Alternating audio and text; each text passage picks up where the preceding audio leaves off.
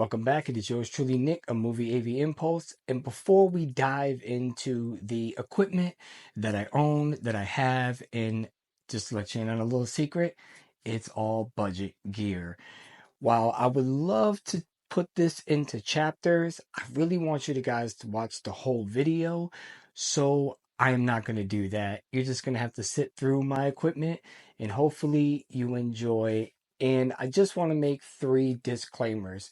One, the two guys that are mentioned in this video, for one, I have full permission to mention them. I don't like to mention people kind of like without their acknowledgement because sometimes people don't want to be mentioned or they just don't want to be a part of making a video. And while I always shout out a lot of people on this channel, these two guys really helped me out on my journey, and I want to give credit where credit is due. Number two, you are going to see speaker wire that are connected to my speakers, and there is a very good reason for that.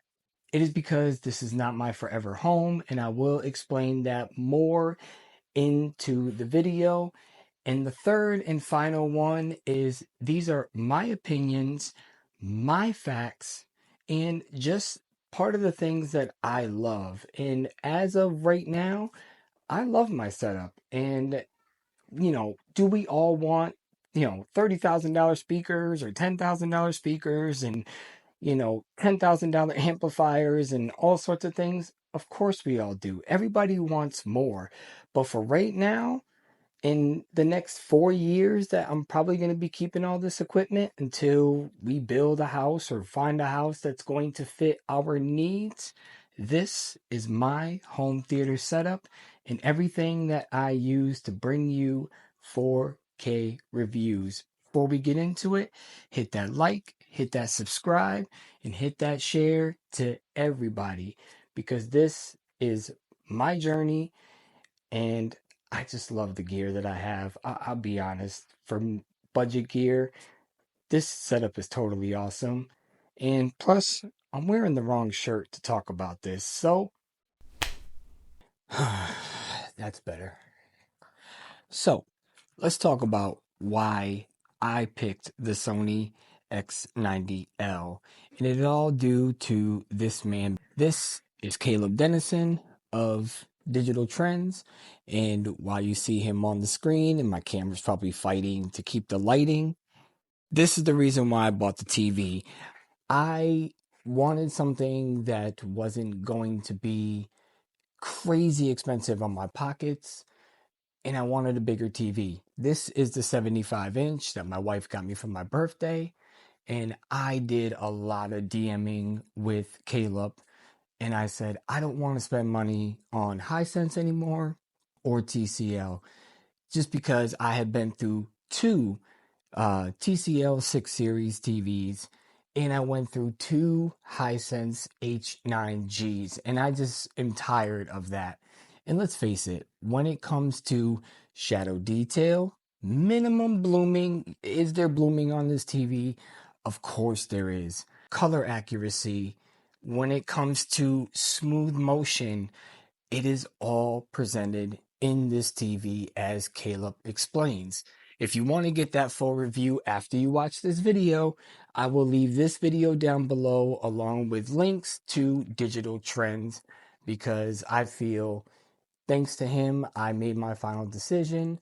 And not only that, but I stuck with a budget TV and I absolutely love this TV. It is amazing.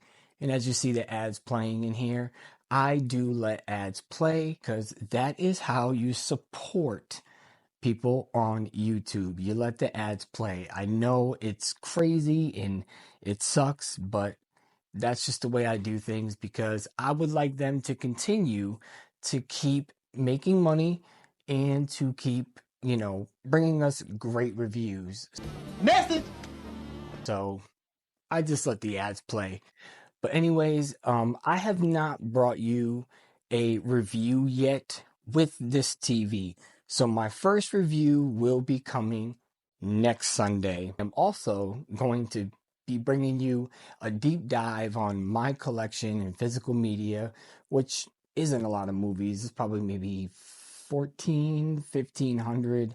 But how I organize them and how I know where things are, that's just the way I do it. But this TV right here brings remarkable shadow detail, little bit of blooming, but you will see that when I bring you the first review that I'm going to do on a new 4K transfer movie coming out that personally I can't wait for because I like this movie. And you can see right here, he's explaining the minimum blooming on this TV and how great the color accuracy is for a full array local dimming, no mini LEDs. This TV kicks ass. Now it's time to get into why I bought the receiver that I bought and the speakers to go with it. And you're going to find out that you don't always need top of the line to get a great sound. Now, why I picked the Denon S960H is because of this man right here, Andrew Robertson. I spent a lot of time DMing him, talking to him, and explaining my situation once again.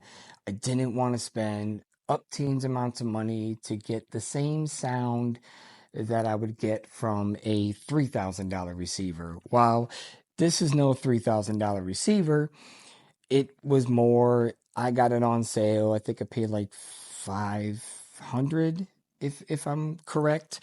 But the Dolby Atmos in this is just right for me. It gives me what I want. The center channel that I have is well, they're all clips except for two pieces.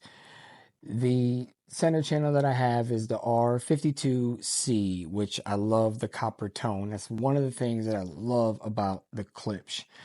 My towers are the R610Fs, and my back channels are the R41Ms. Now, where it gets crazy for the Dolby Atmos speaker height channels is I have a pair of old Bose Cube speakers that I've had for I don't know 10 years. It's been a long time, but they serve their purpose. They're aimed directly at me. I have, them aimed in a certain way, and along with the Odyssey setup, the auto calibration, it just worked out flawlessly for me. And the subwoofer that I have is an old subwoofer, and it is a JBL, and it does a lot of the heavy lifting. There are things that I do agree with on the review that Andrew gave because it was kind of a little bit not negative, but it was also not the most positive review that he gave on the receiver. But when I explain my situation, things that I will agree with him on is once you get past a certain volume on this receiver, it kind of doesn't give you any more oomph. There's no more like sound in it. But after about 74, 75 on the volume, which I believe it goes up to like 99, there's just nothing left. There's no more juice in there. Everything that I thought I would need it for, it served me just fine. And one of the greatest sayings that Andrew says is today. So remember, the only person who has to like the sound of your system is you. So happy listening, everybody. Thank you so much for watching. and I love it. And I've had no complaints. Me and my wife and my family, when we watch the surround sound movie, we hear things that you wouldn't believe. And I mean, it is like pinpoint accuracy. We can hear a pin drop in the background, and we can hear helicopters and rain and planes flying over our heads. It literally sounds crazy, and I love it. The only reason why I don't have a full setup, and I will once we get our forever home, is exactly that. The reason why speaker wire is exposed and everything is because I'm not going to run it through the ceiling in a home that I'm not going to keep forever. So when we do build or find a home, I'll have my own home theater room that I can run wires into the walls or into the molding so you won't see anything. But if it's one thing I learned from Andrew is that having a dedicated home theater in a house that you are not going to permanently live in is kind of a death trap. It doesn't really serve a purpose unless you're really targeting that exact audience. And let's face it, most people would just go for sound bars nowadays. Now, as for me, I will always have tower speakers and speakers all around me because that's just what I grew up in. My father was obsessed with it, and I'm in the same realm. So, even though I'm letting the ads play here, he is the reason why I chose this receiver, and I absolutely love it. I don't have any complaints, especially when it comes to something that is budget wise. So let's get into why I bought the Panasonic 4K player that I bought. Now let's talk the Panasonic UB820. And let me tell you, when it comes to this Blu-ray player, I absolutely love it. I have no issues with it, especially paired with the Sony X90L. It's like a match made in heaven. It makes DVDs look like Blu-rays, Blu-rays look like 4Ks, and then 4Ks is on a whole nother level. But when I bring a review, whether it's a Blu-ray review or a 4K review, the transfer that just came out, this is the setup from now on that I'll be bringing you those reviews.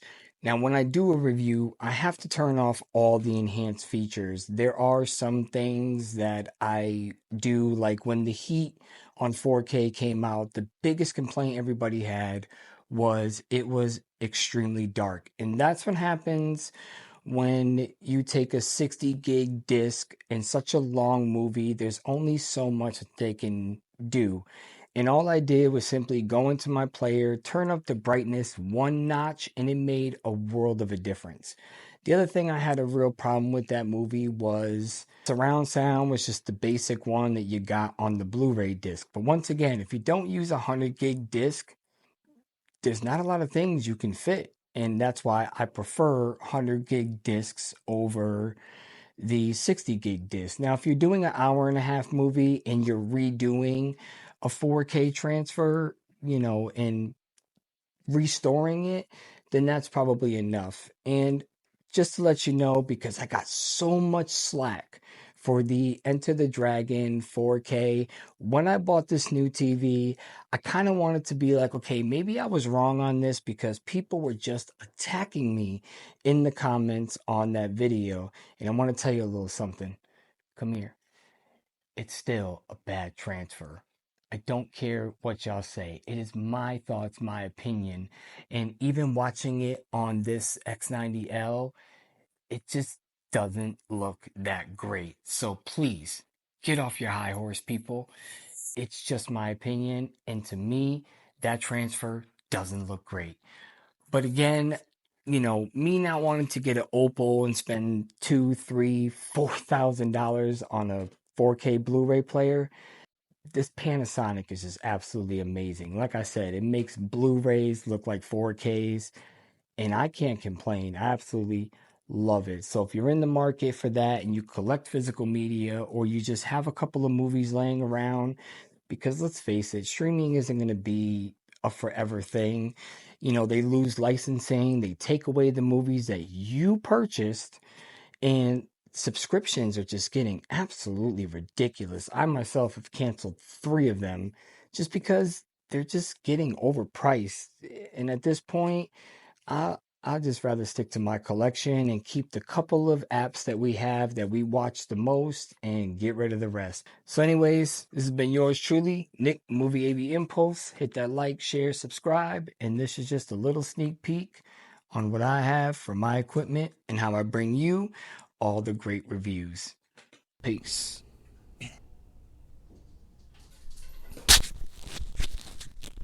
Jesus Christ, that shit is loud.